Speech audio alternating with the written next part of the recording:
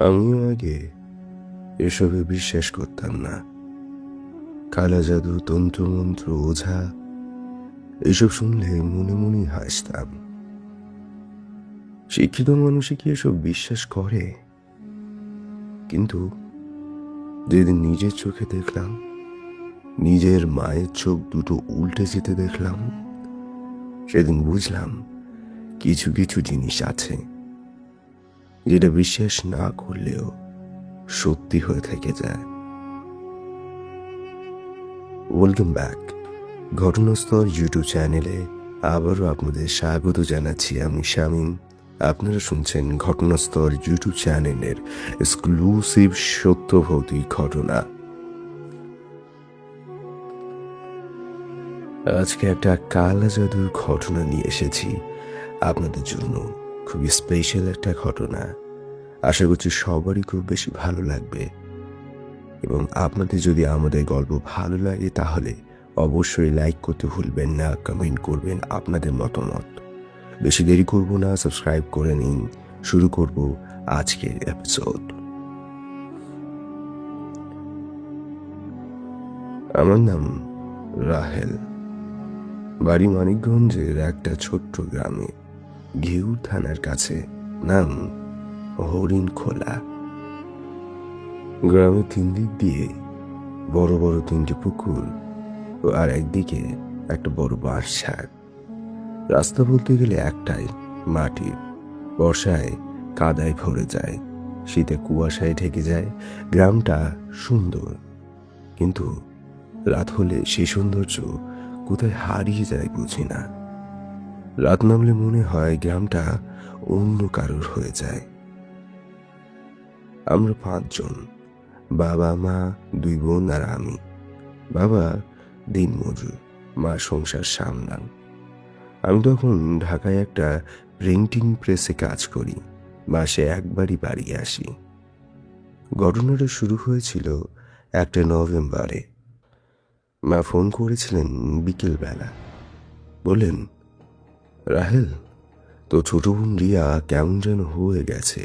খায় না, ঘুম নেই, রাতে একা একা বসে থাকে উঠানে। আমি প্রথমে ভাবলাম পরীক্ষার চাপ। রিয়া তখন ক্লাস 9-এ পড়ে। বললাম, ভালো করে খাওয়াও, ঘুমাতে দাও, কয়েকদিন পরে ঠিক হয়ে যাবে, চিন্তা করো না ওইসব নিয়ে।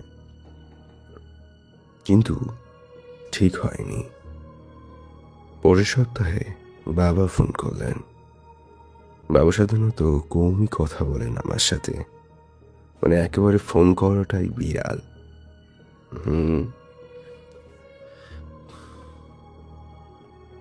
মানে একেবারে ফোন করাটাই বিরল। বললেন, বাড়ি আয়, রিয়াকে দেখাতে হবে। আমি শুক্রবার রাতের গাড়িতে রওনা হলাম বাড়ির দিকে। বাড়ি পৌঁছালাম ভোরবেলা। মা তখন দরজাতেই দাঁড়িয়েছিলেন। মুখ দেখে বুঝলাম কিছু একটা ভালো নেই। রিয়াকে দেখে চমকে উঠলাম। মাত্র 2 সপ্তাহে মনে হচ্ছিল মেয়েটি একেবারে শুকিয়ে কাঠ হয়ে গেছে।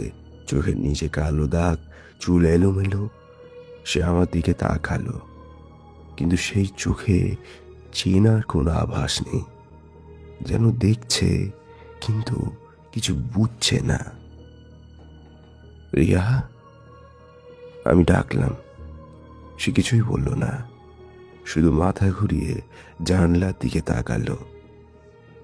মা বললেন, রাতে ঘুমায় না, শুয়ে থাকে, কিন্তু চোখ খোলা থাকে। মাঝে মাঝে বিড়বিড় করে, কি বলে বোঝা যায় না।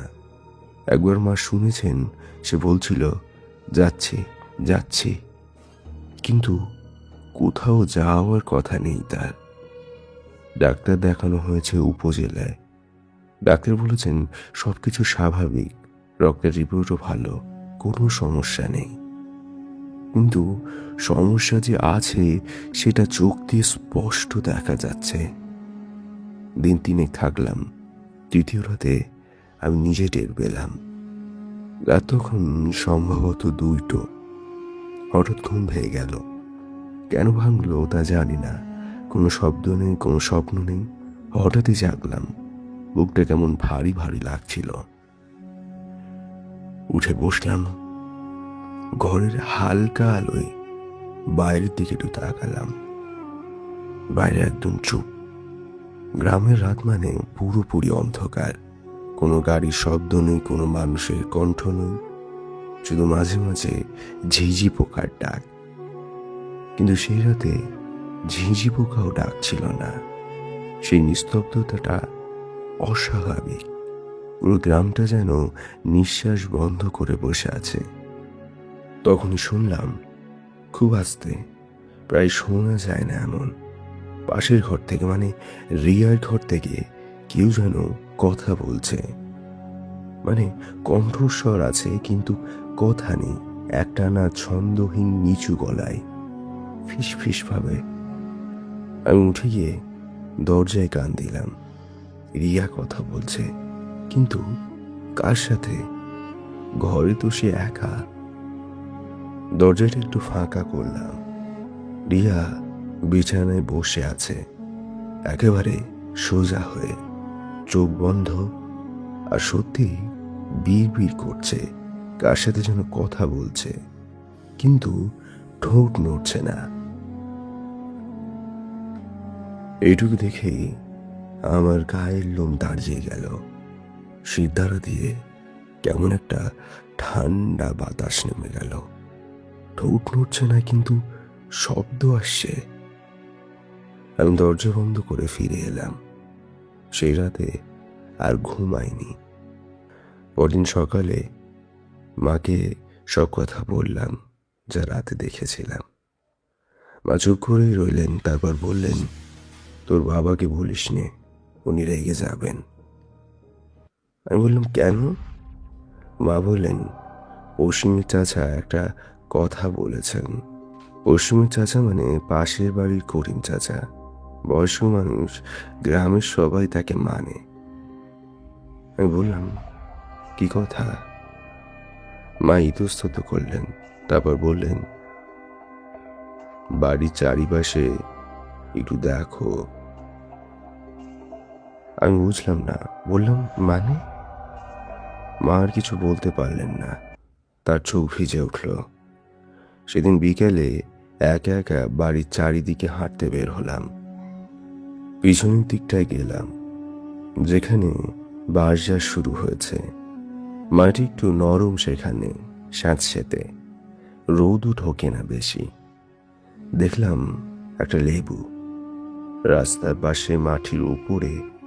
লেবুটার গায়ে পেরেক গাঁথা, একটা দুটো না, 7টা পেরেক, গোলাকার ভাবে, আর লেবুর চারিদিকে কালো সুতো পেঁচানো। বুকটা একটু ধুক করে উঠল। পা সরিয়ে আর একটু গেলাম। বাজারের ভিতরে মাটি খুঁড়ে রাখা কিছু একটা দেখলাম। মাটির ঢিবি ছোট, কিন্তু সেই ঢিবির উপর কি যেন আঁকা, লাল রঙে, শুকিয়ে গেছে কিন্তু স্পষ্ট। মানুষের মতন একটা আকৃতি, আঁকা বাঁকা, হাত পা আছে, কিন্তু মাথার জায়গায় কিছু নেই। আমি সেখান থেকে সরে এলাম, মাকে ডেকে দেখালাম। মা দেখেই মুখে হাত দিলেন, চোখ বড় বড় হয়ে গেল। সন্ধ্যায় করিম চাচা এলেন। আমরা 3জন বসে কথা বললাম। চাচা বললেন, রাহেল, তোমার মা কি পশ্চিমের সাথে কোনো ঝামেলায় পড়েছিল? পশ্চিম মানে পশ্চিম পাড়া। ওখানে আমাদের দূর সম্পর্কের একজন থাকেন, জুবেদা খালা। মায়ের সাথে জমি জমা নিয়ে একটু বিরোধ ছিল। মা এই বিরোধের কথা বলতে চাইতেন না লজ্জায়। কিন্তু চাচা, আমি বললাম, জুবেদা খালা এটা কেন করবেন? চাচা চুপ করে রইলেন কিছুক্ষণ, তারপর বললেন, জুবেদার পিছনে কি আছে সেটা জানো তো? তার শাশুড়ি। সে নিজেও কিছু করে না, কিন্তু করায়। সেই রাতে ঘটল আসল ঘটনা। রাত 12টার পর হবে। হঠাৎ রিয়ার ঘর থেকে একটা শব্দ, আসবাবপত্র পড়ার শব্দ, তারপর একটা চিৎকার, মায়ের গলা। দৌড়ে গেলাম। রিয়া মাটিতে পড়ে আছে, মাদাকে ধরে আছেন, কিন্তু রিয়া চোখ চোখ দুটো উল্টে গেছে, শুধু সাদাটাই দেখা যাচ্ছে। আর সে কাঁপছে, পুরো শরীর ভাঙার একটা যেন আওয়াজ আর তীব্র নিঃশ্বাসের শব্দ। আমি রিয়া বলে ঝাঁপিয়ে পড়লাম। সে আমার হাত সরিয়ে দিল মানে ঠেলে সরালো না, হাতটা একটু নেড়ে দিল, আর আমি কয়েক হাত দূরে ছিটকে পড়লাম। একটা 15 বছরের মেয়ে আর আমি 25-এর তরুণ, সে আমাকে ছিটকে দিল। তারপর রিয়া বসে পড়ল একেবারে সোজা হয়ে, চোখের সামনে এলো, চোখ উল্টে আবার সামনে এলো, কিন্তু চোখে কোনো ভাব নেই, একদম শূন্য, বরফের মতন ঠান্ডা। সে বলল, কে ডাকছে আমাকে? কণ্ঠস্বরটা রিয়ার না। রিয়ার গলা পাতলা মিষ্টি, কিন্তু এই কণ্ঠস্বর ভারী, বয়স্ক, একটু ভাঙা ভাঙা, যেন অনেকদিন ধরে কেউ কথা বলেনি। মা আঁচলে মুখ দিয়ে কাঁদছেন। বাবা দৌড়ে এসে রিয়াকে ধরতে গেলেন। রিয়া বাবার দিকে তাকালো, তারপর এমন একটা হাসি দিল যেটা রিয়ার হাসি না। বলল, তুমি এখানে কেন? চলে যাও। বাবা থমকে দাঁড়ালেন। সেই রাতে আর ঘুমায়নি কেউ। পরদিন ভোরে করিম চাচা খবর দিলেন পাশের জেলায় একজন ওঝা আছেন, নাম শফি মিয়া। মানুষ বলে তিনি এইসব বোঝেন। চাচা তার কাছে আগেও গিয়েছেন। সেদিন দুপুরে শফি মিয়া এলেন। বয়স 60-65 মতন, রোগা মানুষ, পরনে সাদা পাজামা পাঞ্জাবি, চোখে একটা শান্ত দৃষ্টি, কিন্তু সেই দৃষ্টিতে যেন অনেক কিছু দেখা আছে। এমন মানুষ যার চোখ দেখলে মনে হয় সে অনেক বেশি জানে। তিনি বাড়িতে ঢুকে প্রথম চারিদিকে দেখলেন, কিছু বললেন না। তারপর রিয়ার ঘরে গেলেন। রিয়া তখন শুয়ে আছে, চোখ বন্ধ। শফি মিয়া ঘরে ঢুকে 5 মিনিট দাঁড়িয়ে রইলেন, কিছু করলেন না, শুধু দেখলেন। তারপর বের হয়ে এলেন। আমাকে বললেন, বাঁশঝাড়ের পিছনে যে জিনিসগুলো দেখেছ, এগুলো সরাতে যাবে না, এখনই না। আমি জিজ্ঞেস করলাম, কি হয়েছে? তিনি বললেন, একটু পুরনো কাজ, 2-3 মাস আগে থেকে শুরু হয়েছে। মেয়েকে টার্গেট করা হয়েছে, সরাসরি না পরোক্ষভাবে। পরিবারকে ভাঙতে চাইছে। কে করেছে? তিনি চুপ করে রইলেন। এখন সেটা বলার সময় না, আগে মেয়েকে বাঁচাও। সন্ধ্যায় শুরু হলো কাজ। শফি মিয়া বাড়ির উঠোনে একটা ছোট্ট আগুন জ্বালালেন, কাঠ আর কিছু শুকনো পাতা দিয়ে। আগুন কিছু ছুঁড়ে দিলেন সাদা পাউডারের মতন, সাথে সাথে ধোঁয়ার রং বদলে গেল, হলুদ থেকে কালচে নীল। গন্ধটা অদ্ভুত, তীব্র না কিন্তু ভারী। নাকে ঢুকলে মাথা কেমন ভার হয়ে যায়। রিয়াকে আগুনের পাশে বসানো হলো। সে চুপচাপ বসে আছে, চোখ অর্ধেক বন্ধ। শফি মিয়া পড়তে শুরু করলেন, আরবিতে না, বাংলায় না, অন্য কোনো ভাষা। মৃদু স্বরে ছন্দ আছে, কিন্তু বোঝা যাচ্ছে না। প্রথম কয়েক মিনিট কিছু হলো না। তারপর রিয়া কাঁপতে শুরু করলো।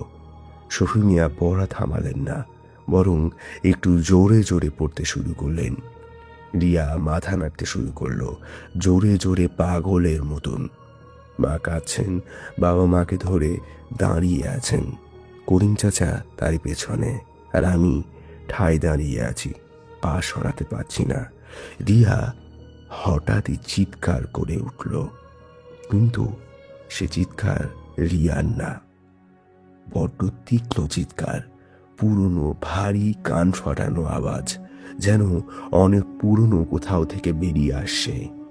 শফি মিয়া থামলেন, রিয়ার দিকে তাকালেন, তারপর বললেন, কত বছর এখানে আছো? রিয়ার মুখ দিয়ে উত্তর এলো, কিন্তু রিয়া বলছে না। যাব না।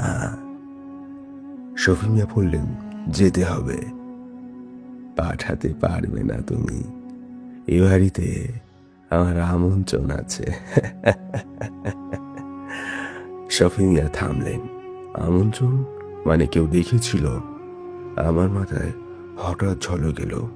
মাটির ঢিবি, লেবু, পেরেক এগুলো নিচ থেকে আসেনি, কেউ রেখে গেছে। কেউ যে এই বাড়িতে আসতে পারে, কেউ যে এই বাড়ি চেনে। শফি মিয়া বললেন, তুমি আমন্ত্রণ এসেছো, কিন্তু যে রেখেছে সে আর নেই। একটু থামলেন। জুবেদা বেগম 3 মাস আগে মারা গেছেন, জানো না? ঘরে পিন পড়লেও শোনা যেত। মা আঁচল মুখে দিলেন। আমি বুঝলাম জুবেদা খালা মারা গেছেন, কিন্তু আমরা জানতাম না, কারণ যোগাযোগ ছিল না। রিয়ার শরীর একটু নরম হয়ে গেল। শফি মিয়া আবার পড়তে শুরু করলেন, এবার অন্যভাবে, জোরে, প্রায় চিৎকারের মতন। রিয়া চিৎকার করলো আবার, আবার, আবার।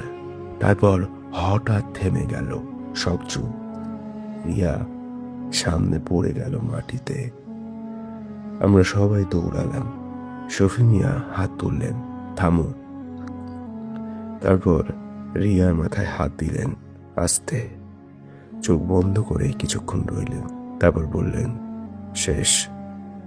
রিয়া চোখ খুলল। এবার চোখে আলো ছিল, চেনা আলো।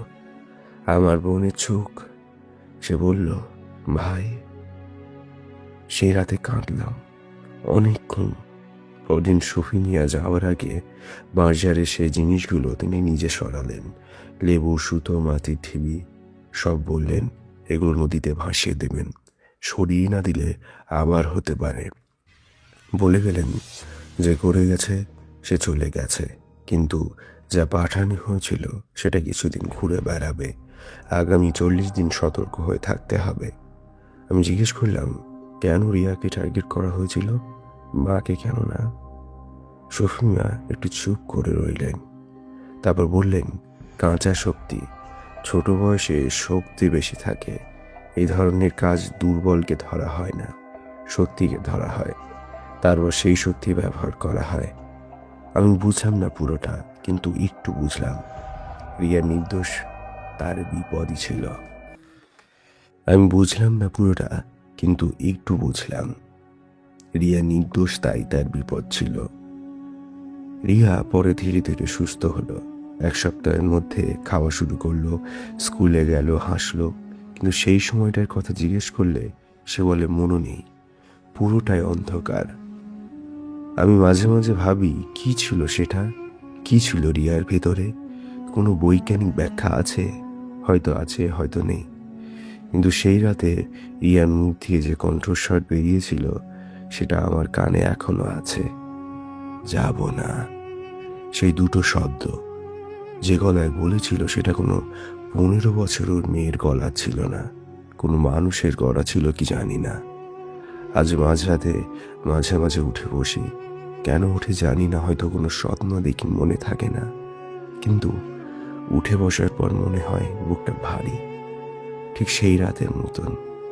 আর মাঝে মাঝে, এটা বলতে ভয় লাগছে, মাঝে মাঝে সেই গন্ধটা পাই, সেই রাতে শফি মিয়ার আগুনে যে ধোঁয়াটা উঠেছিল, সেই গন্ধ।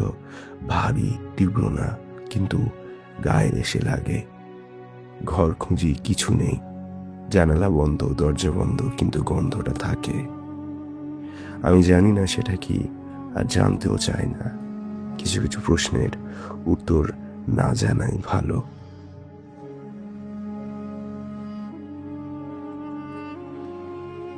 খুবই ভয়ানক একটা ঘটনা। আমার তো খুব ভালো লেগেছে।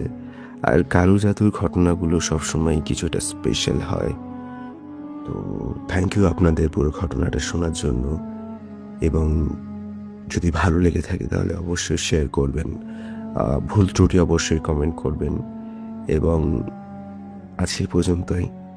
দেখা হবে খুব শীঘ্রই নতুন এপিসোডের সাথে। খুব শীঘ্রই বলতে গেলে অবশ্যই প্রতি রবিবার সন্ধ্যা 7:30 থেকে 8টার মধ্যে আমরা এপিসোড দিয়ে থাকি। তো পরের রবিবার আবার দেখা হবে। ততক্ষণে সাবস্ক্রাইব করে নিন নেক্সট স্টোরির জন্য। Good night, good bye.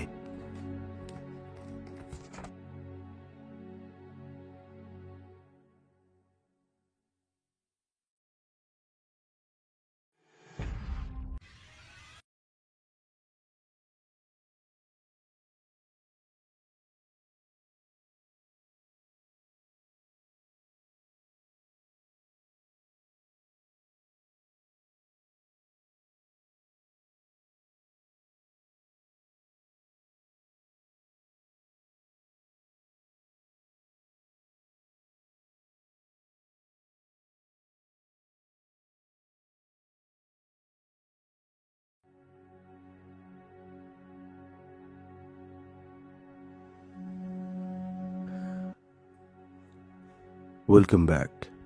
ঘটনাস্থল ইউটিউব চ্যানেলে আপনাদের স্বাগত জানাচ্ছি আমি শামীম। আপনারা শুনছেন ঘটনাস্থল ইউটিউব চ্যানেলের এক্সক্লুসিভ সত্যভৌতিক ঘটনা। আজকে অনেকদিন পরে আবারও 3টে সত্যভৌতিক ঘটনা নিয়ে আপনাদের সাথে হাজির হয়েছি। আজকের ঘটনাগুলো খুবই ছোট ছোট, কিন্তু ভয় লাগবে, ভালো লাগবে। তো আমি বেশি কথা বাড়াবো না, সরাসরি ঘটনার দিকে চলে যাব। তো শুরু হচ্ছে আজকে 3টে অন্ধকার রাতের গল্প। প্রথম ঘটনাটা পাঠিয়েছেন পুরনো ঢাকা থেকে একজন ভাই। তিনি তার পরিচয় গোপন রেখেছেন। তো আমি বেশি দেরি করবো না, ঘটনার দিকে চলে যাই। আমি জানি আপনারা অনেকে বিশ্বাস করবেন না, আমিও করতাম না, কিন্তু কিছু জিনিস আছে যেটা নিজে না দেখলে বোঝা যায় না। আজকে যেটা বলবো সেটা গত বছরের ঘটনা। আমি তখন পুরনো ঢাকায় মেস করতাম, লালবাগের ভিতরে একটা গলিতে। জায়গাটার নাম বলবো না, কারণ বাড়িওয়ালা এখনো আছেন। বাড়িটা পুরনো 3 তলা, ইট বের হয়ে আসছে দেয়াল থেকে, সিঁড়িতে কাঠের রেলিং ভাঙা। ভাড়া কম তাই নিয়েছিলাম। 3 তলায় মোট 4টি ঘর। আমার ঘর ছিল 312। পাশের ঘর 314তে কেউ থাকে না, মানে বাড়িওয়ালা বলেছিল ঘরটা বন্ধ আছে, ঠিক করা হচ্ছে এখন। প্রথম মাস একদম ঠিকঠাক ছিল। রাতে ঘুমাতাম, সকালে উঠতাম, অফিসে যেতাম। পুরনো ঢাকার রাতের একটা আলাদা শব্দ আছে। রিকশার ঘন্টি, দূরে কোথাও চিৎকার করছে কেউ, বিড়াল ডাকছে। এসব শুনতে শুনতে ঘুমিয়ে পড়তাম। সমস্যা শুরু হলো 2য় মাসে। এক রাতে ঘুম ভেঙে গেল। ঘড়িতে দেখি রাত 3টে বাজে। কারণ বুঝলাম না, হঠাৎ ঘুম ভেঙেছে কেন। তারপর শুনলাম পাশের ঘর থেকে, মানে 314 থেকে কি যেন হাঁটছে। কারুর পদধ্বনি আসছে ধীরে ধীরে। 1 পা, তারপর থামছে, আর 1 পা, তারপর আবার থামছে। মেঝেতে পুরনো কাঠের তক্তা আছে, পা পড়লে শব্দ হয়। আমি ভাবলাম হয়তো বাড়িওয়ালা কাজের লোক পাঠিয়েছে রাতে ঘর দেখতে। অদ্ভুত সময়, কিন্তু মানুষের অভ্যাস আলাদা হয়। কান পেতে শুনলাম, হাঁটার শব্দ বন্ধ হলো। তারপর একটা শব্দ শুনলাম, যেটা শুনে আমার পেটের ভেতরটা একেবারে ঠান্ডা হয়ে গেল। কেউ একজন দরজায় হাত রাখলো।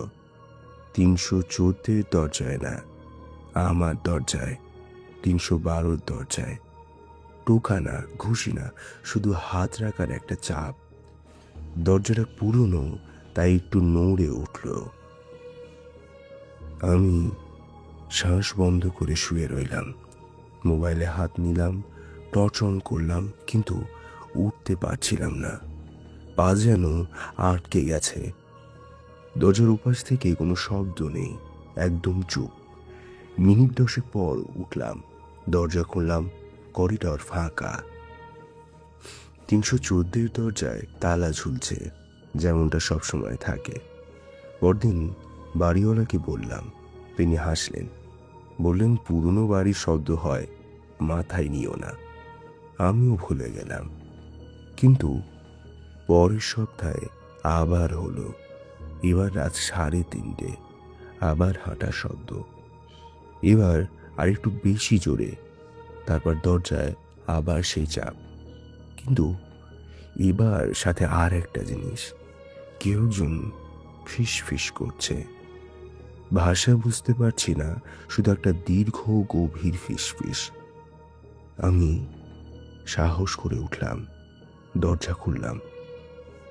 করিডরে কেউ নেই, কিন্তু 314 দরজার তালাটা মাটিতে পড়ে আছে।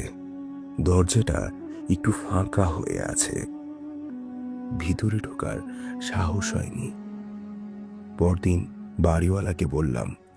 এবার তিনি একটু অন্যভাবে তাকালেন, বললেন ওই ঘরে যাবেন না, শুধু এটুকুই। কারণ জিজ্ঞেস করলাম, কোনো উত্তর করলেন না। পাড়ার মানুষের কাছ থেকে পরে জানলাম ওই ঘরে বছর তিনিক আগে একজন থাকতেন, মধ্যবয়সী মানুষ, একাই থাকতেন। একদিন সকালে দেখা গেল দরজা বন্ধ, কোনো সাড়া নেই। দরজা ভাঙতে হয়েছিল। মানুষটা মারা গিয়েছিলেন, বলা হয় হার্ট অ্যাটাক হয়েছিল। কিন্তু পাড়ার বুড়োরা বলে অন্য কথা। বলে মানুষটা নাকি অনেক দিন ধরে বলেছিল রাতে কেউ তার দরজায় আসে, কেউ ডাকে। আমিও ওই মাসেই মেস ছেড়ে দিয়েছিলাম। কিন্তু যে জিনিসটা এখনো ঘুমোতে দেয় না, আমি যেদিন জিনিসপত্র গোছাচ্ছিলাম সেদিন দুপুরবেলা হঠাৎ মাথায় এলো ওই মানুষটার নাম কি ছিল। পাড়ার এক দোকানদারকে জিজ্ঞেস করলাম, তিনি বললেন নামটা শুনে আমার হাত থেকে ব্যাগ পড়ে গেল। নামটা ছিল আমার নামের প্রথম অংশ। আশা করছি আগের ঘটনাটা সবার ভালো লেগেছে। আমি আবারও বেশি দেরি না করে দ্বিতীয় ঘটনার দিকে চলে যাব। দ্বিতীয় ঘটনাটি পাঠিয়েছেন সিলেট থেকে একজন বন্ধু, যিনি চা বাগানে থাকেন। তো তার লেখা গল্পটা আমরা শুরু করব।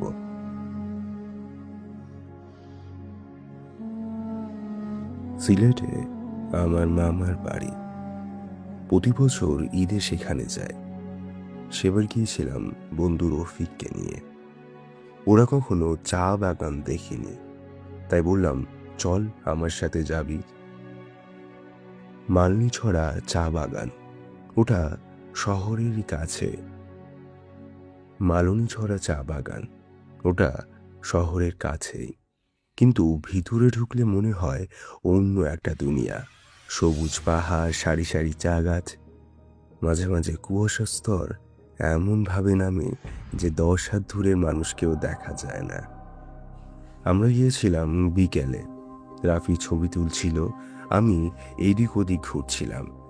একটু একটু করে সন্ধ্যা নামছিল। মামা আগেই বলেছিল যে সন্ধ্যা হওয়ার আগেই বের হয়ে আসিস। আমি ভেবেছিলাম সাপের ভয় বলেছে। রাফির ক্যামেরার ব্যাটারি শেষ হয়ে গেল। ফেরার পথে আমরা একটু ভুল দিকে গিয়ে পড়লাম। সূর্য তখন প্রায় নেই, চা গাছের সারির মাঝে অন্ধকার জমেছে। তখন শুনলাম একটা মেয়ের গলার আওয়াজ, ভাইয়া এইদিকে আসেন, এই দিক দিয়ে রাস্তা। আমরা দুজনেই থামলাম, সামনে তাকালাম। একটা মেয়ে দাঁড়িয়ে আছে, বয়স হয়তো 12-13 হবে। পরনে গাঢ় নীল শাড়ি, চুল খোলা, হাত দিয়ে ইশারা করছে বাম দিকে। রাফি বলল, চা শ্রমিকের মেয়ে হবে হয়তো, চলো।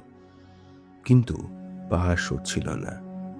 মেয়েটার দিকে তাকিয়ে একটা জিনিস খেয়াল করলাম, ঠিক বুঝতে পারছিলাম নাকি মেয়েটা ইশারা করছে, কিন্তু ওর পায়ের নিচে মাটিতে কোনো ছায়া নেই। সন্ধ্যার আলোয় সবার ছায়া পড়ে। আমার পড়ছিল, রাফি পড়ছিল, মেয়েটার পড়ছিল না। আমি রাফির হাত টেনে ধরলাম, বললাম ডান দিক দিয়ে যাব। রাফি অবাক হয়ে বলল, কেন? মেয়েটা তো বাম দিকে দেখাচ্ছে। আমি বললাম না, শুধু হাঁটতে শুরু করলাম ডান দিকে। রাফির পেছন পেছনে এলো। মিনিট 5 হাঁটার পর রাস্তা পেলাম, বের হয়ে এলাম চা বাগান থেকে। পরের দিন মামাকে বললাম ঘটনাটি। তিনি চুপ করে শুনলেন, তারপর বললেন, বাম দিকে গেলে কি হতো জানিস? ওদিকে একটা পুরনো জলাশয় আছে, কাদায় ভরা, সন্ধ্যায় দেখা যায় না। আমি বললাম, মেয়েটা কি ছিল? মামা বললেন, চা বাগানে 30 বছর আগে একটা মেয়ে মারা গিয়েছিল ওই জলাশয়ে পড়ে। বয়স ছিল 12। তিনি থামলেন, তারপর বললেন, তোরা ভাগ্যবান, যাদেরকে ডাকে তারা সাধারণত ডান দিকে যায় না। রাফি আজও জানে না কেন আমি সেদিন বাম দিকে যাইনি। আমিও বলিনি। কিছু জিনিস বললে মানুষ বিশ্বাস করে না, বরং ভয় পায়। কিন্তু রাফি একটা ব্যাপার লক্ষ্য করেছিল, বের হয়ে আসার পর ওর ক্যামেরা চালু করতে গিয়ে দেখেছিল শেষ ছবিতে পিছনে একটা মেয়ে দাঁড়িয়ে আছে, কিন্তু ছবিতে ছায়া নেই কারো। এটাও খুব ছোট একটা ঘটনা ছিল। তো এরকম ছোট ছোট 3টে ঘটনা আজকে আমরা নিয়ে এসেছিলাম। তো বেশি দেরি করব না, আজকে আর একটা ঘটনার দিকে চলে যাব। দ্বিতীয় ঘটনাটা পাঠিয়েছেন ধানমন্ডি থেকে একজন বিপিও কল সেন্টারের কর্মী। তার সাথে ঘটে যাওয়া একটা সত্য ভৌতিক ঘটনা আমি বলবো। আমি 2 বছর বিপিওতে কাজ করেছি, রাতের শিফটে। রাত 10টা থেকে ভোর 6টা। ধানমন্ডির একটা কমার্শিয়াল বিল্ডিংয়ে অফিস ছিল, 7 তলায়। রাতে পুরো ফ্লোরে আমরা 6-7 জন থাকতাম। বাইরে ধানমন্ডির রাস্তা, কিন্তু ভিতরে ঢুকলে সেসব শব্দ পৌঁছায় না, শুধু হেডফোনের ভিতরে কাস্টমারের গলা আর কিবোর্ডের শব্দ। সেই রাতে আমাদের দলে ছিলাম আমি, মিমাপু আর তানবীর ভাই। বাকি 3জন সেদিন অ্যাবসেন্ট। অফিসটা বড়, 3জন মিলে ছোট্ট একটা দ্বীপের মতন বসেছিলাম। রাত 3টে বেজে গেছে। এই সময়টায় কল প্রায় থাকে না। আমি স্ক্রিনে কিছু একটা পড়ছিলাম। তানবীর ভাই ঘুমিয়ে পড়েছেন টেবিলে মাথা রেখে। মিমাপু চুপচাপ কফি খাচ্ছেন। এরপর একটা কল এলো আমার লাইনে। স্বাভাবিকভাবে হেডফোন করলাম, বললাম, হ্যালো, আমি কিভাবে আপনাকে সাহায্য করতে পারি? ওপাশ থেকে কিছু নেই, মানে একদম নিঃশুপ না, একটা হালকা শব্দ আছে, শ্বাসের মতন, কিন্তু কথা নেই। আমি আমারও বললাম, হ্যালো, আপনি কি শুনতে পাচ্ছেন? তখন একটা গলা বলল, এত আস্তে যে প্রায় শুনতে পারছিলাম না, আপনি কি ওখানে একা? আমি একটু অবাক হলাম। এটা কাস্টমার সার্ভিসের লাইন, এত অদ্ভুত প্রশ্ন সাধারণত আসে না। বললাম, না, আমাদের অফিস সবসময় চালু থাকে। আপনার কোনো সমস্যা হচ্ছে?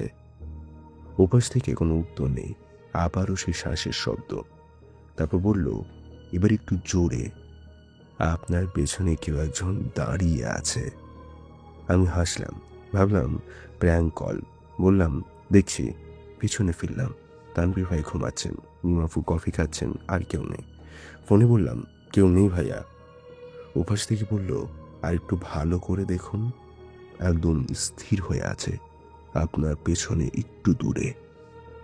এবার আমার গলা শুকিয়ে গেল। আবার পিছনে তাকালাম। ফ্লোরের শেষ প্রান্তে আলো কম, যেখানে একটা অন্ধকার আছে। একটু মনোযোগ দিয়ে তাকালাম। কেউ একজন দাঁড়িয়ে আছে সেখানে, স্থির, নড়ছে না, শুধু দাঁড়িয়ে আছে। আমি লাফ দিয়ে উঠলাম। তানভীর ভাই জেগে গেলেন, মিমাপু দৌড়ে এলেন। 3জন মিলে লাইট জ্বালালাম পুরো ফ্লোরে। কেউ নেই। পুরো ফ্লোরে আমরা 3জন ছাড়া কেউ নেই। কিন্তু ফ্লোরের শেষ দিকে একটা ঘর আছে, সেটা স্টোর রুম, সাধারণত বন্ধ থাকে। সেই ঘরের দরজাটা তখন একটু ফাঁকা হয়ে আছে। তানভীর ভাই ভিতরে ঢুকে দেখলেন কেউ নেই। পরদিন আমি কল লগ চেক করলাম। রাত 3:22 যে কল এসেছিল সেই নম্বরটা ট্রেস করলাম। আইটি বিভাগ বলল, নাম্বারটা আমাদের নিজের অফিসের একটা ইন্টারনাল এক্সটেনশন। যে এক্সটেনশন থেকে কল এসেছে সেটা স্টোর রুমে আছে, আর যেই ঘরে কোনো ফোন সেট নেই, বছর 2 আগেই তুলে ফেলা হয়েছে। বড়ই অদ্ভুত। তো আশা করছি সবার ঘটনাগুলো ভালো লেগেছে। আজকে এই পর্যন্তই থাক। আমরা পরের দিন আরও কিছু সত্যভৌতিক ঘটনা নিয়ে আসব। তো আজ এই পর্যন্তই। দেখা হচ্ছে নতুন এপিসোডের সাথে।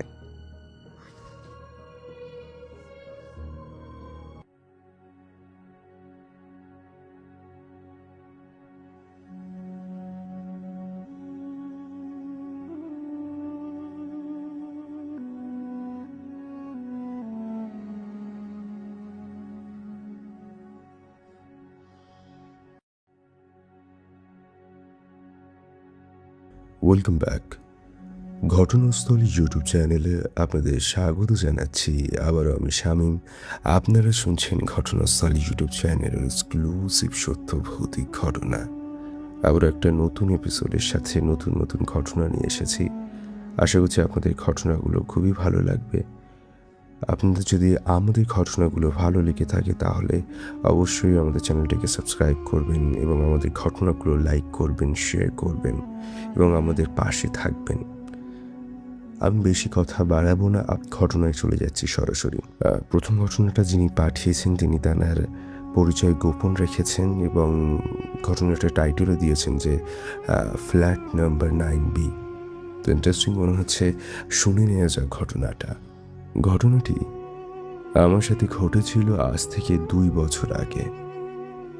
পরিচয় গোপন রাখার জন্য আমি আমার নাম এবং এই ঘটনার সাথে জড়িত সকল চরিত্রের নাম গোপন রাখছি এবং প্রয়োজন মতো তাদের নাম ও ঠিকানা পরিবর্তন করছি। আশা করি এতে কারো কোনো সমস্যা হবে না। শুরুতেই নিজের পরিচয় দিই। আমি পেশায় ভিডিও এডিটর। আমি বিভিন্ন বিজ্ঞাপন ও ব্র্যান্ডের জন্য ভিডিও শ্যুট করি আর এডিট করি। কাজের সূত্রে আমাকে বাড়ি থেকে একটু দূরে আসতে হয়। আজ থেকে 2 বছর আগে এখানেই থাকতে শুরু করি। তখন নতুন নতুন এই ফিল্ডে কাজ শুরু করেছি। নিজের কাজের জন্য তখন একটা স্টুডিও দরকার পড়ে। তখন সেক্টর 5-এর কাছে একটা ফ্ল্যাট ভাড়া নিই। ওখানে ছোট্ট স্টুডিও বানিয়ে কাজ বেশ দ্রুত পেতে শুরু করি। কাজের চাপে অনেক সময় বাড়ি ফিরতেও দেরি হতো। বাড়িতে সবাই বলতো এত রাতে আর ফেরা উচিত নয়, কোনো একটা ফ্ল্যাটে থেকে যাওয়াই ভালো। আমিও তাই ভাবলাম, একা মেয়ে প্রতিদিন এত রাতে আসা ঠিক নয়। কিন্তু স্টুডিওটা ছিল খুব ছোট, ওখানে থাকা যেত না। শেষমেশ উপায় না পেয়ে পাশের কোনো ঘরের খোঁজ করি। কিছুদিন খোঁজাখুঁজির পর কিছুই পায় না। স্টুডিওতেও মন বসছিল না ঠিক। তখন আমরা 3 জন থাকতাম, আমি, বন্ধু সুস্মিতা আর একজন কাজের লোক। রান্না, ফ্ল্যাট পরিষ্কার এইসব করতেন তিনি। আমি মন খারাপ করে বসে থাকলে সুস্মিতা বলে, কিরে এখন কোনো ফ্ল্যাট পেলি না নাকি? আমি বললাম, না রে, আর এতটুকু জায়গায় মেঝেতে ঘুমিয়ে হাত পা সব ব্যথা হয়ে যাচ্ছে। আমাদের কথা শুনে কাজের মেয়ে বলল, দিদি কিছু মনে না করলে আমি একটা লোকের ঠিকানা দিতে পারি, উনি আপনাকে সাহায্য করতে পারবেন। আমি বললাম, তাহলে তো খুব ভালোই হয়। আমি আর এখানে থাকতে পারছি না, তুমি তাড়াতাড়ি নাম্বারটা দাও, আমি আজকেই কথা বলি। সে বলে, আমার কাছে ফোন নাম্বার নেই, অফিসের ঠিকানা জানি।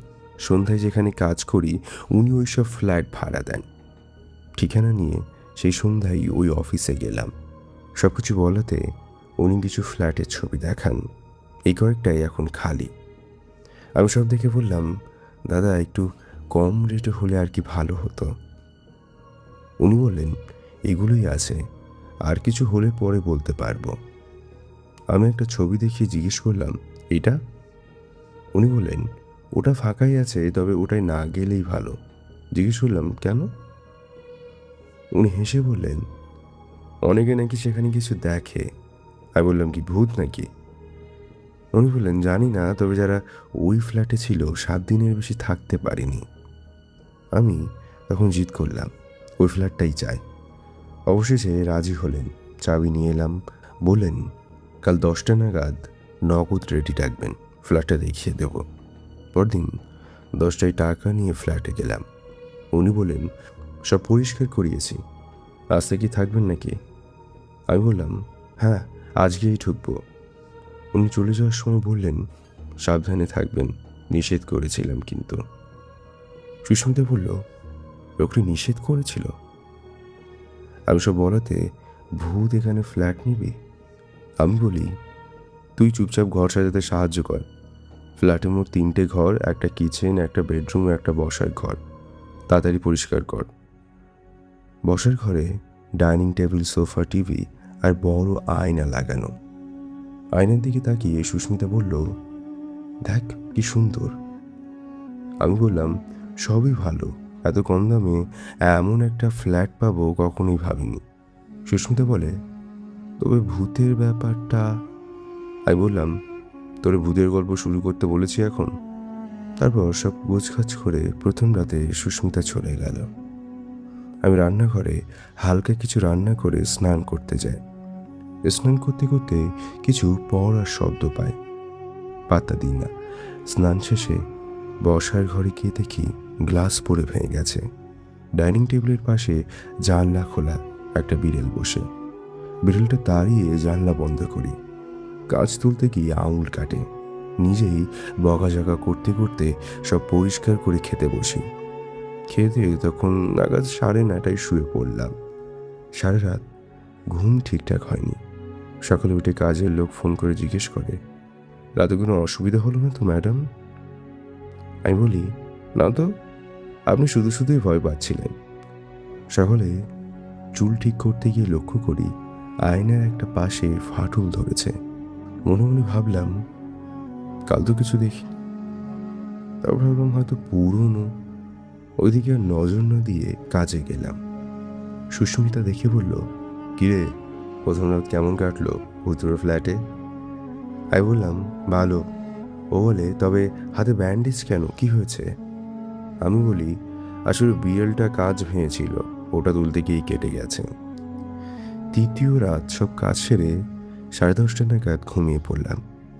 রাত ঠিক 3টায় ঘুম ভেঙে যায়। রান্নাঘর থেকে কিছু পড়ার শব্দ পাই। গিয়ে দেখি জলের জগ পড়ে ভেঙে গেছে। ভাবলাম আবার বিড়াল। বাইরে যাব, এমন সময় কানে বিকট আঁচড়ানোর শব্দ পাই, যেন কারো মুখ দিয়ে আয়নার ওপর আঁচড় কাটছে। কানে হাত দিয়ে আয়নার কাছে যেতেই শব্দ থামে।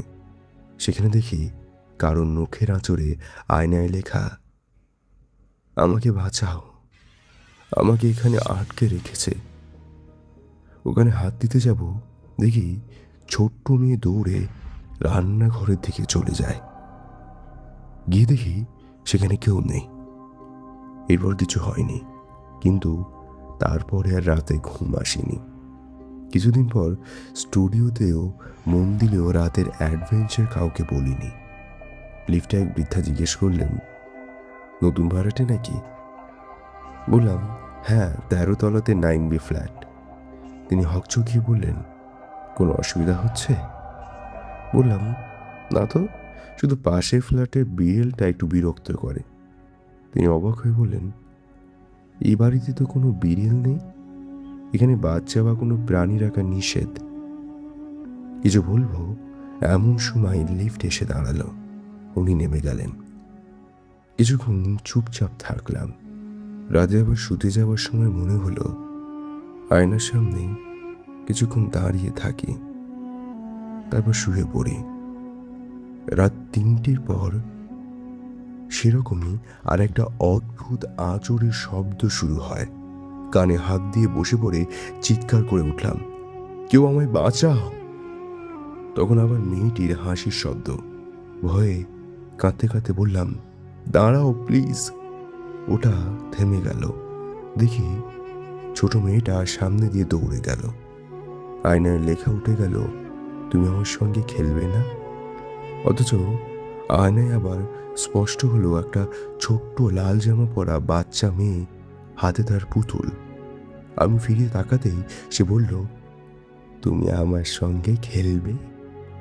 আমায় এখান থেকে বার করে নিয়ে যাবে? আমি কোনো উত্তর না দিয়ে দাঁড়িয়ে থাকলাম। মেয়েটি বারবার বলল, বলো না, খেলবে আমার সাথে?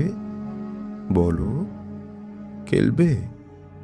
নিজের অজান্তেই বললাম, হ্যাঁ, আমি খেলবো, নিয়ে যাবো তোমায়। শুনে মেয়েটি হাসে, আঙুল দিয়ে দেখায় নেট দিয়ে পড়া চেহারা। হঠাৎ আয়নায় আরো দুটো ছায়া, এক মহিলা এক পুরুষ। তাদের মুখ অদ্ভুত বিকৃতি হাসি। হঠাৎই সেই আঁচড়ের শব্দ বাড়ে, শেষমেশ আয়না ভেঙে পড়ে। তারপর আমার জ্ঞান হারায়। জ্ঞান ফেরে পরের দিন রাত 12টায়। আমি তখন সুস্মিতার ফ্ল্যাটে। সে বলে, কি হয়েছিল তোর? তুই কি পড়ে গিয়েছিলিস? আমি তোকে ফোন করে তোকে পাচ্ছিলাম না, ওখানে গেলাম, তারপরেই সব দেখলাম। সে আমায় একটা লিঙ্ক দেয়। 9 বছরের ছোট মেয়ে অনিন্দিতা ও তার বাবা মা নিখোঁজ। তারপর হঠাৎ রাত্রে দরজার শব্দ। দরজা খুলে কেউ নেই, শুধু একটা বাক্স পড়ে। খুলে দেখি লাল জামা আর এক চিঠি। তাতে লেখা, তুমি চলে গেলে কেন? তুমি আমার সঙ্গে খেলবে না? এই ঘটনার পর আমি এক তান্ত্রিক বাবার কাছে যাই। তাকে সবকিছু খুলে বলি। তিনি আমাকে কিছু মন্ত্র বলে দেন। তারপর থেকে আর তেমন কোনো সমস্যা হয়নি, কিন্তু মাঝে মধ্যে রাতে ঘুমাতে সমস্যা হয় এবং ঘটনাগুলো মনে পড়লে ঠিক কেমন গা ছমছম করে। আচ্ছা, এই জন্যই শেয়ার করলাম আপনাদের সাথে ঘটনাটা। থ্যাংক ইউ নন্দিতা ঘটনাটা পাঠানোর জন্য। আমি তোমার আসল নাম জানি না, কিন্তু তোমার ছদ্মনামেই তোমাকে আমি ধন্যবাদ জানাচ্ছি ঘটনাটা পাঠানোর জন্য। ভালো থেকো। এরকম ঘটনা আমাদেরকে আরও পাঠিয়েও যদি থাকে, এবং আপনারাও যদি এরকম ঘটনা আমাদেরকে পাঠাতে চান বা শোনাতে চান ঘটনাস্থল ইউটিউব চ্যানেলে, তাহলে অবশ্যই সাবস্ক্রাইব করুন ঘটনাস্থল ইউটিউব চ্যানেল এবং পাঠিয়ে দিন ঘটনাস্থল@gmail.com। আমরা চলে যাব দ্বিতীয় ঘটনার দিকে। এইভাবেই আমাদের পাশে থাকবেন। আমাদের প্রত্যেক রবিবারে ঠিক 7:30 থেকে 8টার মধ্যে আমরা ঘটনা পোস্ট করে থাকি। অবশ্যই শুনবেন এবং পাশে থাকবেন। বেশি দেরি করব না, আমি দ্বিতীয় ঘটনার দিকে চলে যাব। আচ্ছা, দ্বিতীয় ঘটনাটি আমাদের ভিউয়ার চয়েস, একটা রেল স্টেশনের ঘটনা। আমরা চেষ্টা করি বেশি বেশি করে আপনাদের রিলেটেবল ঘটনা নিয়ে আসার জন্য। তো আমি শুরু করছি আজকের রেল স্টেশনের ঘটনাটা। আমি মানুষের গল্প শুনতে ভালোবাসি, এটা আমার স্বভাব। ট্রেনে উঠলে পাশের মানুষের সাথে কথা বলি, তাদের জীবনের গল্প শুনি। মনে করি প্রতিটা মানুষের একটা আলাদা দুনিয়া আছে। সেই দুনিয়ার দরজা একটু খুলে দিলেই কত কিছুই না পাওয়া যায়। সেটাতে যদি জানতাম যে কিছু দরজা বন্ধ থাকাই ভালো, তাহলে আজকে হয়তো পছতাতাম না। 2017 সালের কথা। আমি তখন চট্টগ্রামে থাকতাম। সিলেটে মামার বিয়ে থাকায় রাতে ট্রেনে রওনা দিলাম। সুবর্ণ এক্সপ্রেস, রাত 10:30টার ট্রেন। টিকিট ছিল 47 নম্বর কামরায়। শোভনীয় চেয়ার, জানলা সিট। উঠে বসলাম। কামরায় বেশ ভিড় ছিল। পাশের সিটে একটা মধ্যবয়সী মহিলা বসে আছেন, কোলে বাচ্চা। সামনে দুজন ছেলে তাস খেলছে। স্বাভাবিক চিত্র। ট্রেন ছাড়ল। কিছুক্ষণ পর পাশের মহিলার সাথে কথা শুরু হলো। তিনি সিলেটের মানুষ, মেয়ের বাসায় ঢাকায় গিয়েছিলেন, এখন ফিরছেন। বাচ্চাটা তার নাতি, বয়স 1.5 বছর। কামরায় বাতি জ্বলছে। বাইরে তখন রাতের তীব্র অন্ধকার। ফেনীর কাছাকাছি এলে কামরার মাথার উপরে বাতিটা মিটমিট করতে শুরু করলো। এই কামরায় মোট 3টে বাতি, একটা মিটমিট করছে আর 2টো জ্বলছে। সাধারণ ব্যাপারই, কিন্তু ওই মিটমিটানো বাতির নিচের সিটটা খালি ছিল। আমি লক্ষ্য করলাম একটু আগে ওখানে একজন বসেছিল, মাঝবয়সী পুরুষ। এখন আর নেই। ভাবলাম টয়লেটের দিকে গিয়েছেন। 15 মিনিট পরেও ফিরল না। আমি ভুলে গেলাম ব্যাপারটা। রাত 12টার দিকে মহিলা ঘুমিয়ে পড়লেন। কোলের বাচ্চাটাও তখন ঘুমাচ্ছে। সামনের ছেলে দুজনও ঘুমিয়ে পড়েছে। কামরা একেবারেই নিস্তব্ধ। আমি জানলায় মাথা হেলিয়ে বাইরে তাকিয়েছিলাম। গাছপালা ছায়া দ্রুত সরে যাচ্ছে।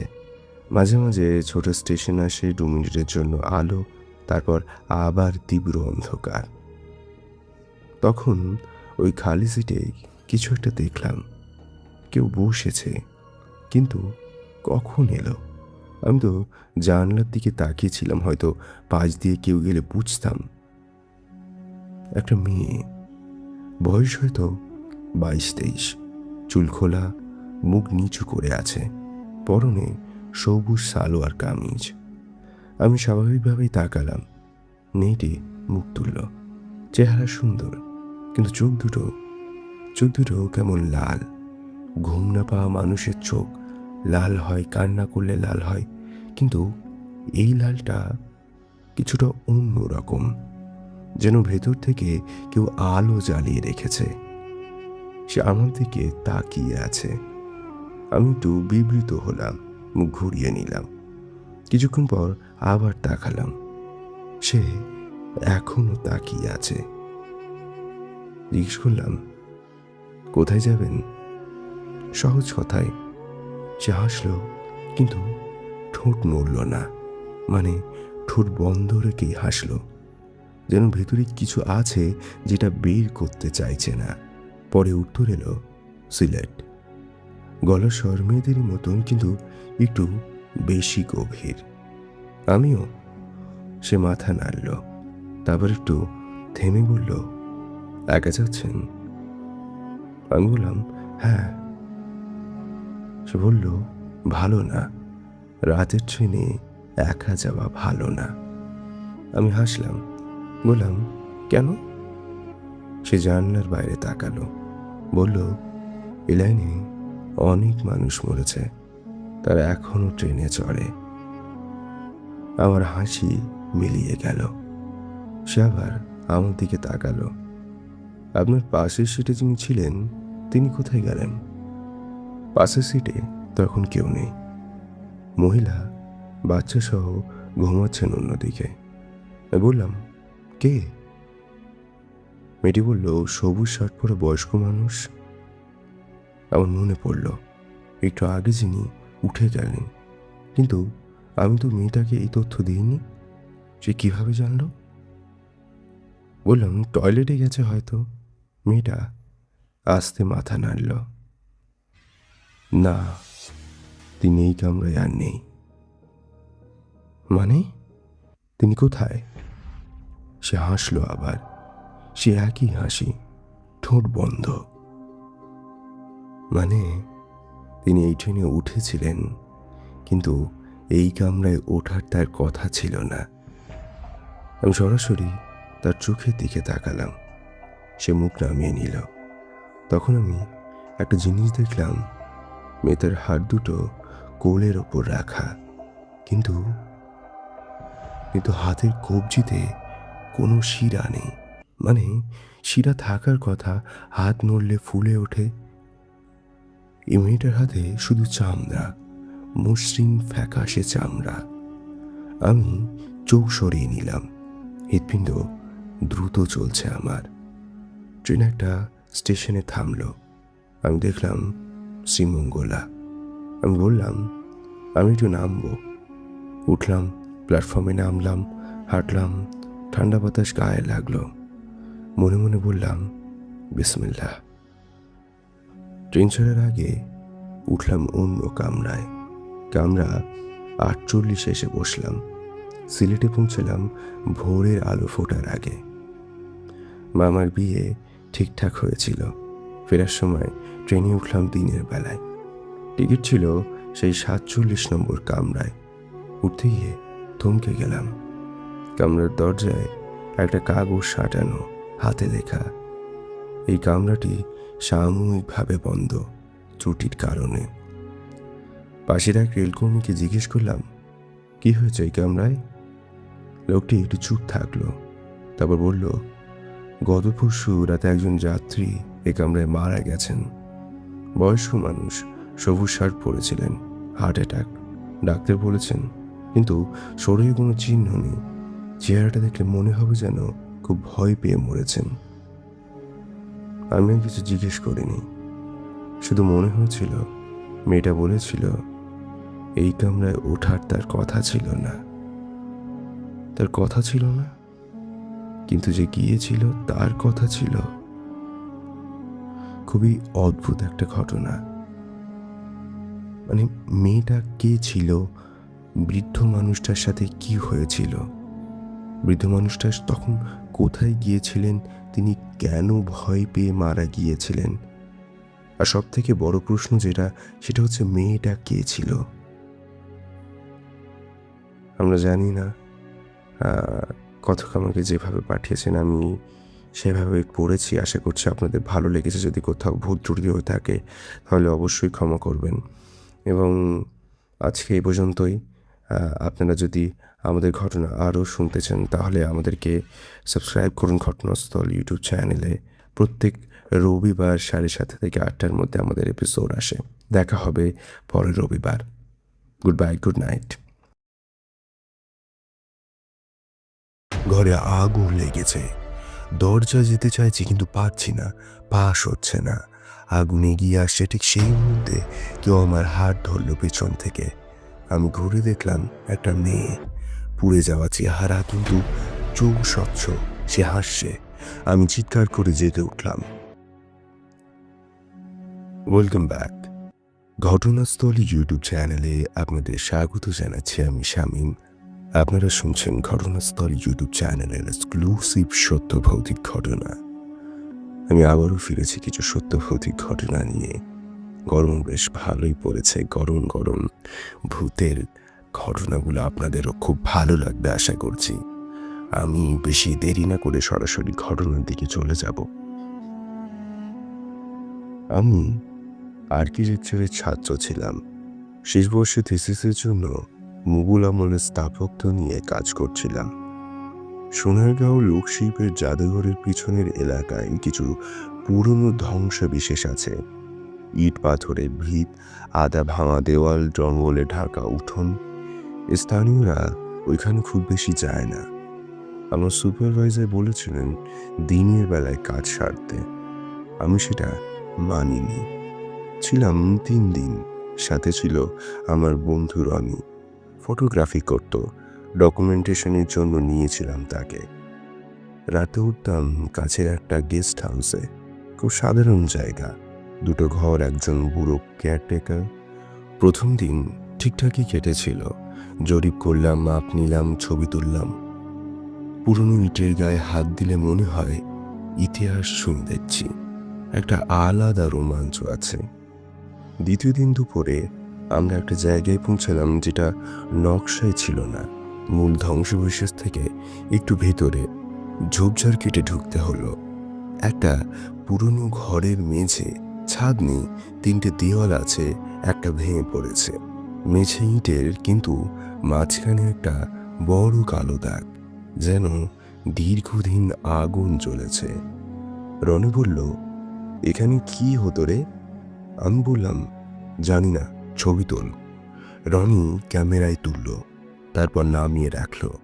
কি হলো জিজ্ঞেস করলাম। ক্যামেরা কাজ করছে না। ব্যাটারি ফুল ছিল কিন্তু স্ক্রিন কালো। সে বার হয়ে গিয়ে ক্যামেরা অন করলো। ঠিকঠাকই চলছে। আমরা দুজন একে অপরের দিকে তাকালাম, কিছু বললাম না। সেই রাতে গেস্ট হাউসে ফিরে খেলাম, কথা বললাম। বুড়ো কেয়ারটেকার নাম আজিজ খাবার দিতে এসে জিজ্ঞেস করলো, আজকে কোথায় গিয়েছিলাম। তাকে বললাম। সে একটু থামলো, তারপর বলল, পোড়া ঘরে গেছেন? হ্যাঁ, ওটার নাম পোড়া ঘর, সবাই তাই বলে। সে প্লেট রেখে চলে যেতে লাগলো। আজিজ ভাই, ওখানে কি হয়েছিল আপনি জানেন? সে দরজায় দাঁড়িয়ে বলল, রাইতে ওই দিক থেকে আওয়াজ আসে, কেউ কান্দে, আমি যাই না। তারপর চলে গেল। রাত 12টার একটু পর আমি ঘুমিয়ে পড়লাম। হঠাৎই ঘুম ভাঙলো।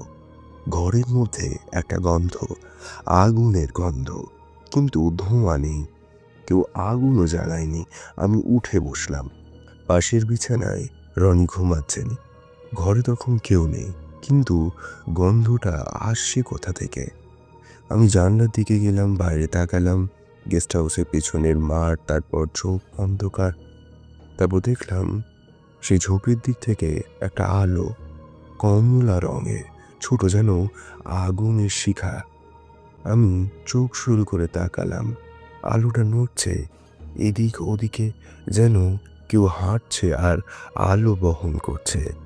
তারপর আলোটা থামলো এবং আমার দিকেই যেন ঘুরে আসলো।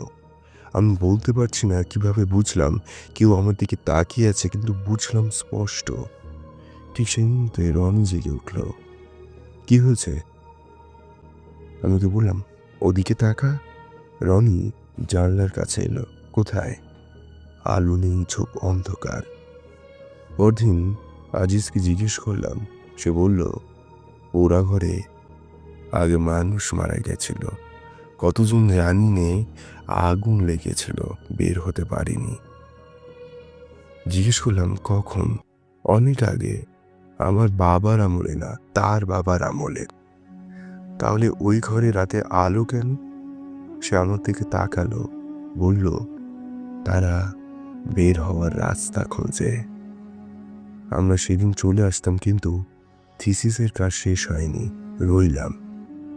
দ্বিতীয় রাতে আমি একটা স্বপ্ন দেখলাম। পোড়া ঘরে আছি আমি।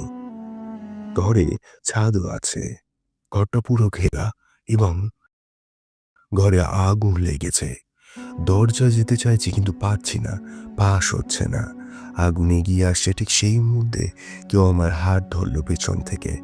আমি ঘুরে দেখলাম একটা মেয়ে, পুড়ে যাওয়া চেহারা, কিন্তু চোখ স্বচ্ছ। সে হাসছে। আমি চিৎকার করে জেগে উঠলাম। রন জাগলো, লাইট জ্বালালো। আমার ডান হাতের কবজিতে লাল দাগ, 5টা আঙুলের ছাপ। রনু বলল, ঘুমের মধ্যে নিজেই করেছিস নাকি? কিন্তু আমার বাম হাতে তখনও কোনো দাগ ছিল না। আমি থিসিস শেষ করলাম, ভালো নাম্বার পেয়েছিলাম, কিন্তু সেই পোড়া ঘরের ছবিগুলো আমি থিসিসে ব্যবহার করিনি। কারণ যে ছবিগুলো তুলেছিলাম, যেগুলো গেস্ট হাউসে ফিরে তুলেছিলাম, ওই পোড়া ঘর থেকে নয়। সেগুলোই একটা ব্যাকগ্রাউন্ডে অবয়ব আছে, দাঁড়িয়ে আছে পোড়া দেওয়ালের ধারে। রনি বলে ছায়া, আলোর খেলা, হয়তো অন্য কিছু, কিন্তু আমি ছবিটা মুছে ফেলেছি। এবং এখনো পুরনো ধ্বংসবিশেষে গেলে যত ইতিহাস থাকুক, আমি কখনো ভেতরে আগুনের গন্ধ পেলে বেরিয়ে আসি, কোনো প্রশ্ন ছাড়াই। কারণ আমি জানি কিছু ঘর তাদের ইতিহাস ধরে রাখে, এবং কিছু ইতিহাস বের হতে চায়। তো আশা করছি আপনাদের ঘটনাটা ভালো লেগেছে। আমি দ্বিতীয় ঘটনার দিকে চলে যাব। দ্বিতীয় ঘটনা যিনি পাঠিয়েছেন, তিনি নাম প্রকাশ করেননি, বলেছেন নাম প্রকাশ অনুচ্ছুক। তিনি যেভাবে লিখেছেন আমি সেভাবে পড়ছি। আমি ঢাকায় থাকি, থাকতাম বললে ভালো, কারণ ঘটনার পর ওই এলাকা ছেড়ে দিয়েছি। কেরানীগঞ্জের জিঞ্জিরা পাড়া, বুড়িগঙ্গার ঠিক ও পারে। ঢাকা থেকে লঞ্চে পার হলে 5 মিনিট, কিন্তু পার হলেই মনে হবে আলাদা একটা শহর। সরু গলি, পুরনো বাড়ি, ইটুপ দেওয়ালে শ্যাওলা। ঢাকার হইচইয়ের মাঝেও ওইখানে একটা অদ্ভুত নিস্তব্ধতা আছে। আমার বয়স তখন 19, কলেজে পড়তাম, মেসে থাকতাম। পুরনো একটা ভাড়া বাড়ি, দোতলা ছিল, নিচে বাড়িওয়ালা, আর উপরে আমরা 4 জন ছেলে। ঘটনা শুরু হয়েছিল আমার রুমমেট সাজ্জাদকে দিয়ে। সাজ্জাদ একদিন বলে, রাতে ঘুমের মধ্যে সে শোনে কেউ তার নাম ধরে তাকে ডাকে, নিচ দিকে, নদীর দিক থেকে। আমি হাসলাম, বললাম, বুড়িগঙ্গা তোকে ডাকছে হয়তো। সে গম্ভীর মুখে বলল, হাসিস না, আমি সিরিয়াস। আমি আর কথা বাড়ালাম না। সপ্তাহ পর সাজ্জাদ হঠাৎ বাড়ি চলে গেল। কারও বলল না, ফোন করলে ধরতো না। তার মা পরে একবার এসেছিলেন জিনিসপত্র নিতে। আমি জিজ্ঞেস করলাম, সাজ্জাদ কেমন আছেন? তিনি একটু চুপ করে বললেন, ভালো না, রাতে ঘুমাতে পারে না। তারপর চলে গেলেন। সাজ্জাদের পরবর্তী ওই ঘরে এলো তারেক, নতুন ছেলে, রাজশাহী থেকে। হাসি খুশি, বেশ ভালো কথা বলে। প্রথম সপ্তাহে সে কিছু বলেনি। দ্বিতীয় সপ্তাহে এক রাতে আমার ঘুম ভাঙল। পাশের ঘর থেকে শব্দ, তারেক কথা বলছে। গভীর রাতে আমি উঠে দরজার ফাঁক দিয়ে দেখলাম সে বসে আছে। মোবাইল নেই হাতে, কিন্তু বিড় বিড় করে কথা বলছে, চোখ খোলা। আমি ডাকলাম, তারেক। সে চমকে উঠল, কি? চোখ পিট পিট করে তাকালো। কার সাথে কথা বলছিলে তুমি? ঘুমিয়ে পড়েছিলাম, কি বলছিলাম ঠিক জানি না। আমি বললাম না যে তার চোখ খোলা ছিল। এই 3 দিন পর আমার নিজের সাথে ঘটলো। রাত 3টে, আমি জেগে উঠলাম, কোনো স্বপ্ন না, কোনো শব্দ না, শুধু হঠাৎ চোখ খুলে গেল, যেন কেউ ডেকে তুলেছে। জানলার দিকে তাকালাম, জানলার কাছে একটা মুখ স্পষ্ট, উপুর হয়ে ছাদ থেকে চুল ঝুলে আছে নিচের দিকে, চোখ বড় বড় করে তাকিয়ে আছে। আমরা দোতলায়, নিচে রাস্তা। আমি একটাও শব্দ করতে পারলাম না, গলা যেন আটকে গেছে, পুরো শরীর পাথরের মতন। মুখটা সরল না, শুধু তাকিয়ে আছে। তারপর হঠাৎ বিদ্যুৎ ফিরে এলো, বাইরে সোডিয়াম ল্যাম্প জ্বলে উঠল। জানলায় কিছু নেই, শুধু কাছে একটা হাতের ছাপ, 5টা আঙুলের। পরদিন বাড়িওয়ালাকে জিজ্ঞেস করলাম এই বাড়িতে আগে কি কিছু হয়েছিল। তিনি প্রথমে কিছু বলতে চাইলেন না, তারপর ধীরে বললেন, বাড়ির পাশ দিয়ে যে গলিটা নদীর দিকে গেছে, সেখানে বছর 15 আগে একটা মেয়ে মারা গিয়েছিল নদীতে পড়ে। কেউ দেখেনি ঠিক কি হয়েছিল। তার বাড়ি কোথায় ছিল জিজ্ঞেস করলাম বাড়িওয়ালাকে। তিনি উপরে আমাদের দিকে ইশারা করলেন, এই বাড়িতে, এই ঘরে। এবং সেই রাতেই বন্ধুর বাসায় চলে গেলাম। তারেক থেকে গেল, তাকে বারণ করেছিলাম, সে হেসেছিল, সে শোনেনি। 1 সপ্তাহ পর তারেককে মেস থেকে তার পরিবার নিয়ে গেল। সে নাকি ঘুম থেকে উঠে নদীর দিকে হাঁটছিল রাত 3টায়। অন্য একজন দেখে ডেকে তাকে থামিয়েছিল। তারেক বলেছিল কেউ ডাকছিল তাকে, চেনা গলায়। আমি জিজ্ঞেস করলাম কার গলা। সে বলল জানি না, কিন্তু বড্ড চেনা। আমি আর কিছু বলিনি। বুড়িগঙ্গায় এখনো প্রতি বছর কিছু মানুষ ডুবে মারে রাতে, কারণ জানা যায় না। সবাই বলে নদীতে স্রোত বেশি ছিল। আমি জানি স্রোতের কথা সত্যি, কিন্তু আমি এটাও জানি সেই রাতে তারেক নদীর দিকে যাচ্ছিল এবং সে সাঁতার জানতো না। আশা করছি ঘটনাটা আপনাদের ভালো লেগেছে। দ্বিতীয় ঘটনাটা বেশ ভয়ঙ্কর ছিল।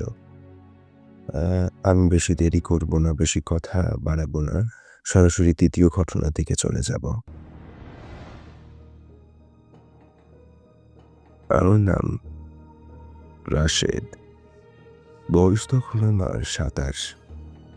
আমি মনমোহন সিংহের একটা এনজিওতে কাজ করতাম। মাঝে মধ্যে কাজের জন্যই মধুপুরের দিকে যেতে হতো, গারো পাহাড়ের কাছাকাছি যে গ্রামগুলো আছে সেখানে সার্ভে করতে। রাস্তা চেনা ছিল, মানুষও চেনা ছিল, তাই ভয়ের কিছু ছিল না। সেবার গিয়েছিলাম অক্টোবরের শেষের দিকে।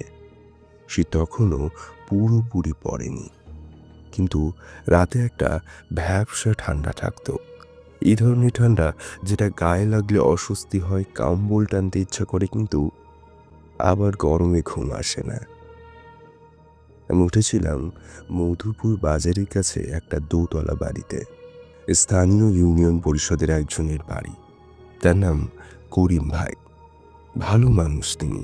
তার ছেলে পিয়াস তখন ঢাকায়, আর মেয়ে বিয়ে হয়ে গেছে। বাড়িতে শুধু করিম ভাই আর তার স্ত্রী, আর নিচের ঘরে একজন বুড়ো কাজের লোক, নাম তার হারুক। আমাকে দোতলার পূর্ব দিকের ঘরটা দেওয়া হয়েছিল। জানলা খুললে সরাসরি পেছনের বাগান দেখা যেত, কাঁঠাল গাছ, পেয়ারা গাছ আর একটা পুরনো বাঁশঝাড়। এতটাই ঘন যে দিনের বেলাতেও ভেতরটা অন্ধকার থাকত। প্রথম রাতটা ভালোই কেটেছিল। আমি ক্লান্ত ছিলাম, গোসল করে খেয়ে শুয়ে পড়েছিলাম। ঘুমও খুব ভালোই হয়েছিল। দ্বিতীয় রাত থেকে শুরু হলো আসল ঘটনা। সেদিন সন্ধ্যায় আমার পাশের গ্রামে একটা কমিউনিটি মিটিং সেরে আমি ফিরছিলাম।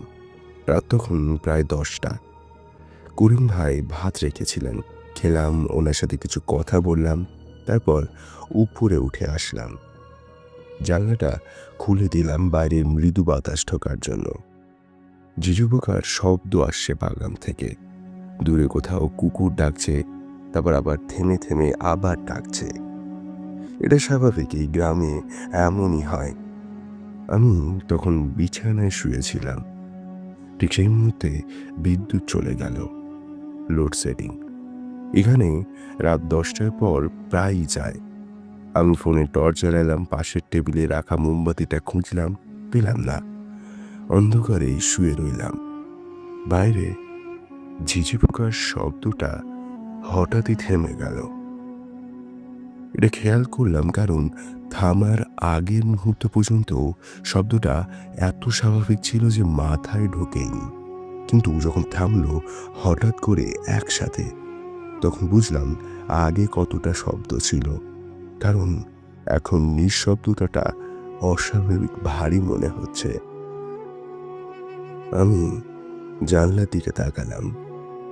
বাঁশঝাড়ের কিনারায় কিছু একটা দাঁড়িয়ে আছে। আমি নিশ্চিত হলাম না রাত চাঁদ নেই। আমি নিশ্চিত হলাম না রাত, তার উপর চাঁদ নেই। আমার চোখ এতক্ষণেও অন্ধকারে অভ্যস্ত হয়নি। হয়তো গাছের ছায়া বা কলার মোচা ঝুলছে। কিন্তু চোখ শুরু করে তাকালাম।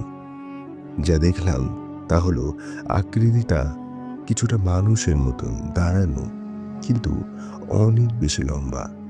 মাথাটা কিছুটা সামনের দিকে কাত হয়ে আছে। আমি সাথে সাথে জানলার পর্দাটা টেনে দিলাম। হৃদস্পন্দন খুব বেড়ে গেল। আমি নিজেকে বললাম, রাতের বেলা চোখের ভুল হয়, ছায়া অদ্ভুত আকৃতি নেয়। গ্রামের বাড়িতে মানুষজন থাকে, হয়তো কেউ বাগানে এসেছে, কিন্তু রাত 10টায় এত অন্ধকারে। আমি পর্দা সরিয়ে আবার তাকালাম। এবার সেখানে আর কিছু নেই, শুধু বাঁশঝাড় বাতাসে টুকটু চুলছে। আমি দীর্ঘশ্বাস ফেললাম। চোখের ভুল ভেবেই ক্লান্তিতেই ঘুমিয়ে পড়লাম। পরদিন সকালে হারুকে জিজ্ঞেস করলাম, রাতে বাগানে কেউ যায় নাকি? সে কেমন একটা মুখ করলো, বলল, না বাবা, রাইতে কেউ যায় না ওই বাগানে। কেন? জিজ্ঞেস করলাম তাকে। সে একটু চুপ করে রইল, তারপর বলল, পুরনো গাছ আছে, পুরনো জায়গা, তাই কেউ যেতে চায় না। আর কিছু বলল না। আমিও হেসে উড়িয়ে দিলাম। দ্বিতীয় রাতে যা হলো সেটা আমি এখনো পুরোপুরি ব্যাখ্যা করতে পারি না। রাত প্রায় 2টো। আমি ঘুমের মধ্যেই ছিলাম, গভীর ঘুম না, ঝিমঝিমে অবস্থা। তখনই শুনলাম কেউ আমার নাম ধরে ডাকছে, রাশেদ, এই রাশেদ। গলাটা চিনলাম, আমার মায়ের গলা। আমার মা মনমোহন সিংহ শহরে থাকেন। এখানে আসার কোনো প্রশ্নই নেই, কিন্তু গলাটা একদমই ওনার মতো। সে একটু নাকি সুর, সেই টান একদম একই। রাশেদ, এদিকে আয় বাবা। ওই রাশেদ। আমি ঘুম ঘুম অবস্থায় উঠতে গেলাম।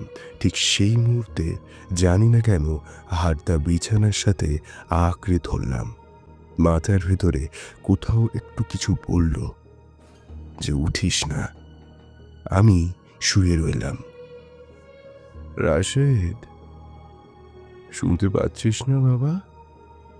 আয়, এদিকে আয়। গলাটা এবার একটু বদলে গেছে, সূক্ষ্মভাবে। একটা টান আছে যেটা আগে ছিল না, যেন কেউ মায়ের গলাটা নকল করছে, কিন্তু পুরোপুরি পারছে না। আমি মুখের ওপর কাঁথা টেনে কলেমা পড়তে শুরু করলাম মনে মনে। ঠোঁট নাড়ালাম না, ডাকাডাকি থামলো। কিন্তু তারপর শুনলাম জানলার ঠিক বাইরে থেকে একটা ধীর সরু শব্দ, যেন কেউ মুখ দিয়ে দেয়ালে আঁচড় কাটছে, ধীরে ধীরে কিন্তু নিয়মিত।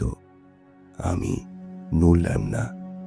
ঘণ্টাখানে সেইভাবেই পড়ে রইলাম, শব্দটা কখন থেমেছে খেয়াল করিনি, কারণ কোনো এক সময়ে ঘুমিয়ে পড়েছিলাম।